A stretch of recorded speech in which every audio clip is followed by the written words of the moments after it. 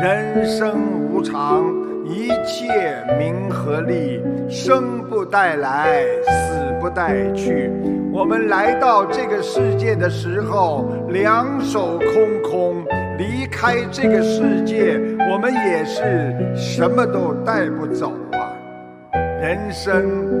那是一趟没有回程的列车，我们的亲人朋友犹如列车上的旅客，上上下下，没有一个人会陪伴你度过一生的。所以要学会感恩曾经陪伴过你的人，珍惜现在的因缘，知因懂果，看淡放下，才能从无常的人生当中获得智慧和